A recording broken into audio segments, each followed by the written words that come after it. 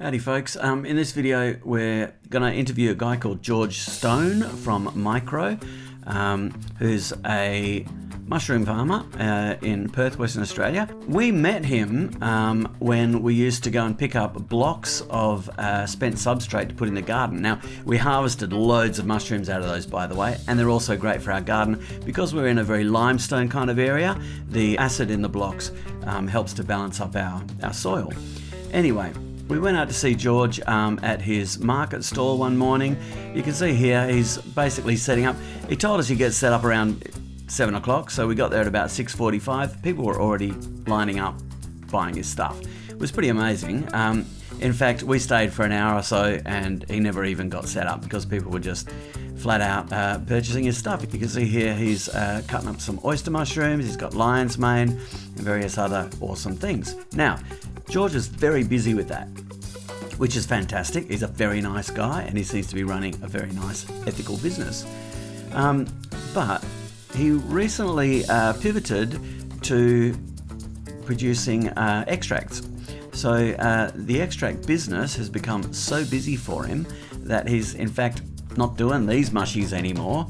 He's moving to all extracts. So he's doing reishi and lion's mane and Cordiceps, various other mushrooms that people often consider medicinal. He's farming those, and he's got a mate over east who's creating really high quality tinctures or extracts, I believe we're supposed to call them now.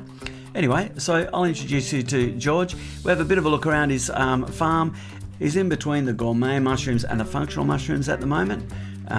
So you'll have to forgive him for not having, millions of mushrooms everywhere. But this is a very interesting conversation. I hope you enjoy it. Video if you want. That's all right, I'm rolling. So the reason, these are Cordiceps, the reason that I'm so open about Cordiceps and always want to promote how to grow them and show people is because nobody else is growing them. And it means that there is no Cordyceps industry in Australia. So I grew a heap last year and there was no demand for them whatsoever. I got maybe 15 to 20% of the price that I would have got if I was doing it in the US, just because nobody wanted them. Now that I have an avenue for them, for the tinctures, it makes sense to do them again. But if more people start growing them and that people look more familiar with them, the industry will sort of hopefully pick up and we can mimic what's going on in the US. Because in the US it's a huge industry now. The US has got so big with them that they can now compete with the Chinese imports on the price because of the economies of scale. They got that big with it. It started off with this is a relatively large grow. It started off much smaller for everybody and it's grown and grown and grown into commercial operations. This is obviously not the final product. This has just come out the sterilizer. It's just brown rice, Australian brown rice, which is made like a matrix for the mycelium to grow through. And then all these weird colours and differences in them is different broth recipes, which is nutrient mixes to mimic the chemical or nutritional makeup of insects. The host of Cordyceps militaris, at least, is different kinds of caterpillars. So it's designed to be a big fat 2 kilo caterpillar for the Cordyceps to want to grow on. Awesome.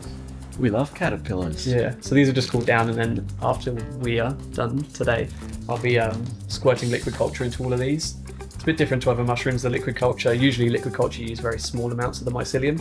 These need loads of it. So anybody that's listening or watching to this that knows about liquid culture, these bags are going to take 120 millilitres of liquid culture opposed to the normal sort of 1 milliliter. Awesome. Yeah. All right, what else you got? This room is pretty much empty, which is... you happy for us to go in there and have a look? Yeah, of course. Which is quite funny because all my advertising at the moment is about where are the mushrooms and nobody else is actually growing mushrooms. And then my grow room's empty. So this is, you smell, it just doesn't really smell of much. The only thing you can probably smell is the lion's mane, which will be dropping spores on these ones. You see how they're going yellow and drying out because it's now dry in here, it's not humid.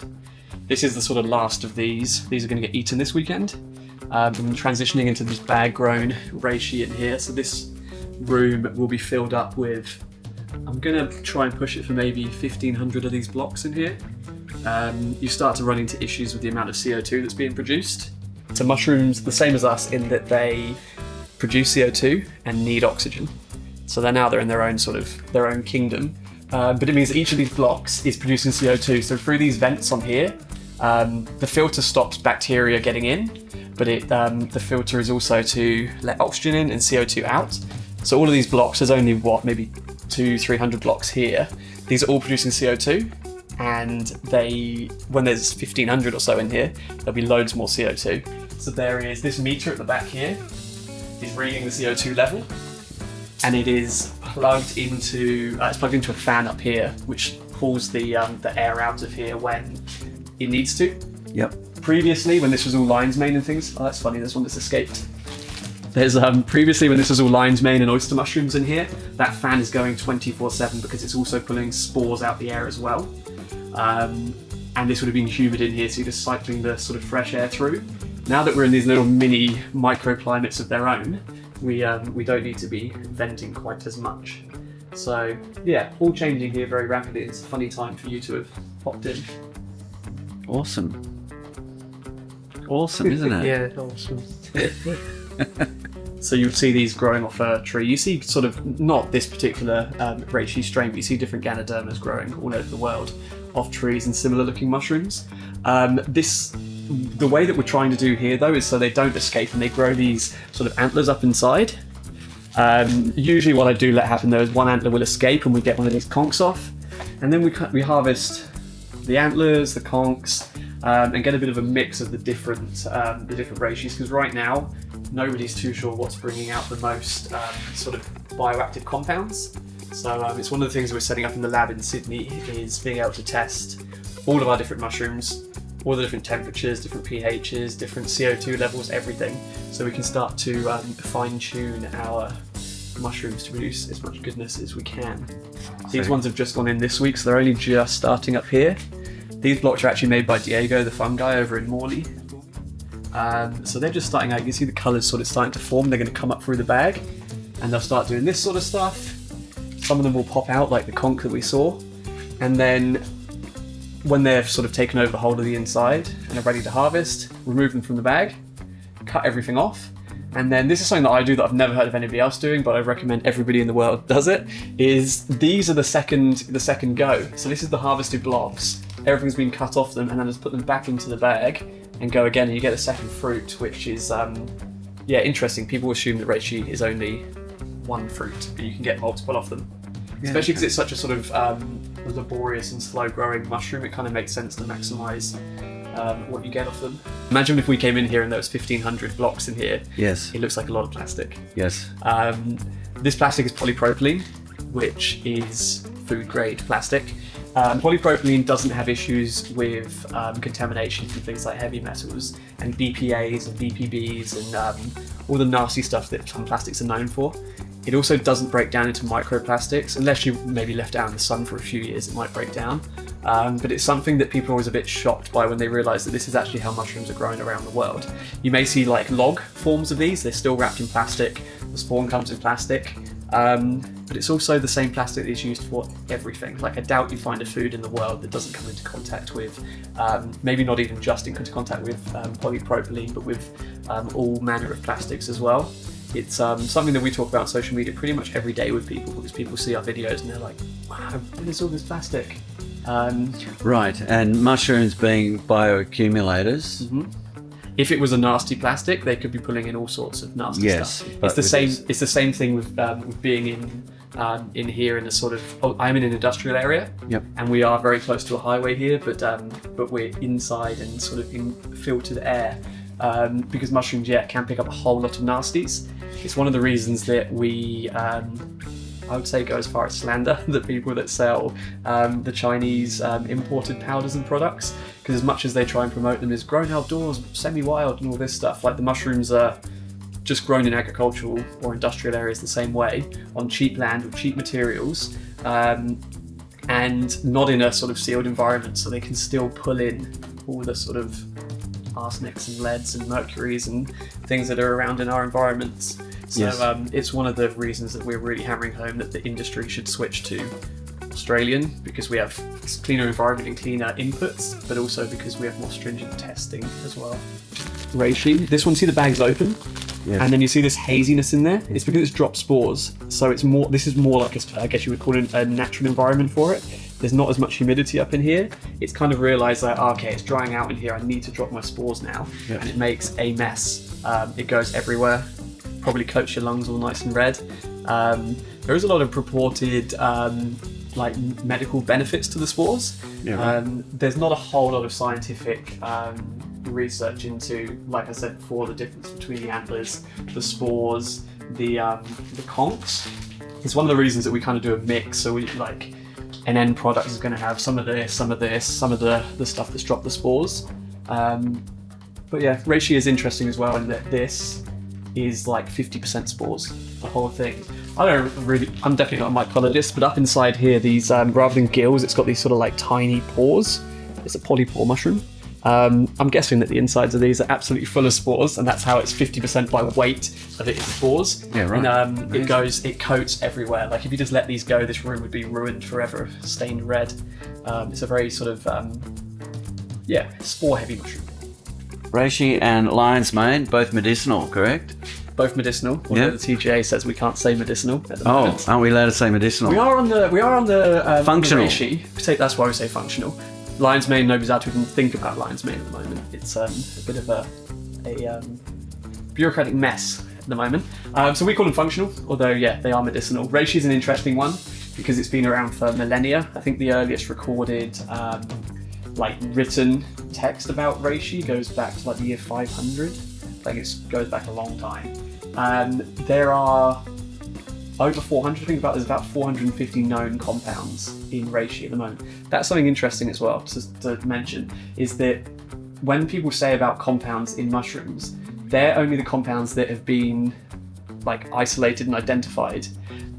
Although there's 450 in there, we don't know how many more compounds are in there that we don't know about. And we certainly don't know how they all sort of work together as well. So when they say with like lion's mane, there's these particular compounds that are good for the brain, that's just one that they've managed to isolate and take out. And usually the reason they've managed to take it out, or the reason that they went through the effort of it, is because that they see a way of producing it synthetically in a lab as well. Because it means that they don't have to do all of this, they can actually just pump out. So Big Pharma can copy nature. Yeah, exactly and that. And put a patent on it. Yeah, exactly that. So, reishi is interesting that there's 450 known compounds. We don't know how many compounds we don't know about, and we don't know how they all work. Science doesn't know which ones do which yet, which is interesting. As much as like other mushrooms are getting a lot of media attention on certain compounds, reishi is like doing all sorts of things that science doesn't know quite how to pinpoint it. But yeah, all functional, medicinal. Cordyceps which will be in the other room when they're up and running, obviously functional. But that's pretty much what my business has turned into in the last literally few weeks. And the reason this room was only shut down and deep cleaned this week and turned into a dry room, because it's all sort of pivoting very quickly. We just seem to have hit a good nerve with people to give them an option to have the Australian grown version of these. So yeah. So with all of this stuff, George, you're making extract and selling them in little bottles. I am not. You're not? I'm not making extracts. Someone is. I know how to grow mushrooms. I always make this very clear to people. I'm not a mycologist. I'm not a doctor. I'm not a biotechnologist that does extractions. I just know how to grow mushrooms. My background is in agriculture. That's what I do. I couldn't tell you the scientific parts of this mushroom. I wouldn't know how to do it, but I know how to grow them. Similarly, a mycologist probably wouldn't know how to grow it. So I grow these, and then they get air dried. We'll harvest them when they're ready.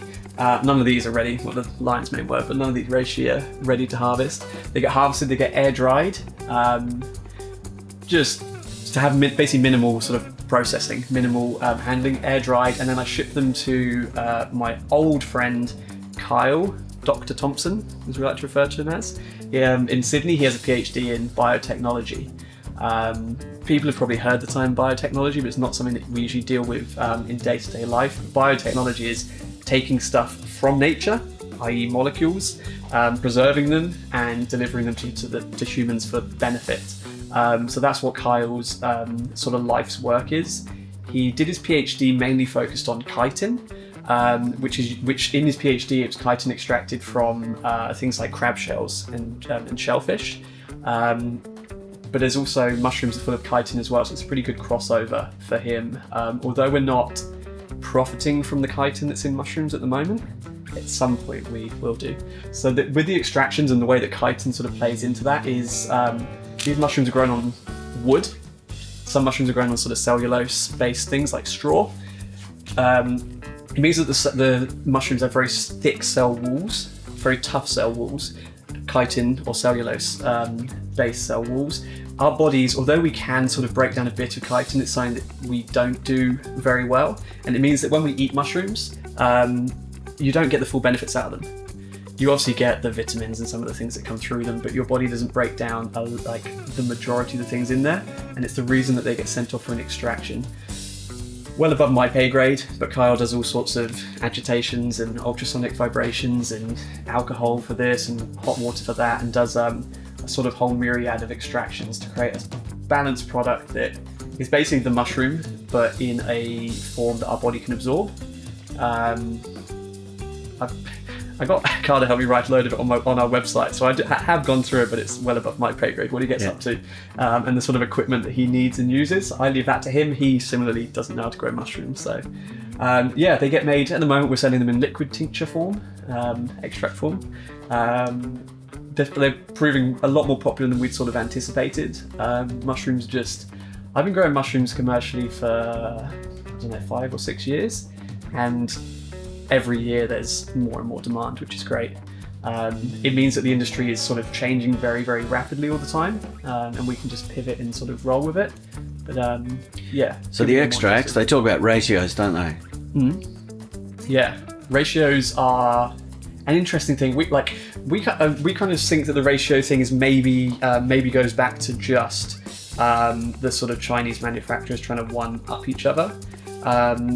This is something that Kyle's releasing a video on, because it also gets really confusing with me working on it. We do a 1-to-1 extraction, so the mushroom is extracted to basically the same as what it would be, like this. There's no concentrating of it, it's just being made bioavailable, so our bodies can absorb it. You see products on the market that are like 30-to-1 ratios. Like, there's one brand that said they had like 7.2 kilos of mushrooms in the bottle, and like, okay, it sounds kind of fancy, but the way that Kyle explained it is that, like, although you can probably concentrate down and down and down to that point, imagine all the stuff that you lost along that way. So with reishi, when there's like 450 compounds, say the industry standard is to test for beta-glucans, you could just concentrate for beta-glucans, and yeah, it's going to be strong, it's going to be that. But what happens to the other 449 known compounds that are in there? It's a tricky one. Like, it's something that we are learning a lot about at the moment, and I trust Kyle's judgment on what he says is best. And we like to sort of back everything up with scientific literature that he provides, and then we stick up on the website. Because we're essentially going against the grain a lot of the time. That's funny, going against the grain, because there's lots of like grain-based products. But let's talk about the grain-based products then. All right then. So this is a mushroom fruiting body. The mushrooms that we see in the supermarkets, and this is a fruiting body. These bits that are the massive actual mushroom. This is like when we go to the supermarket and we see an agaricus button mushroom. That is a mushroom fruiting body. It's essentially a reproductive organ. It's going to drop spores and do whatever it's going to do.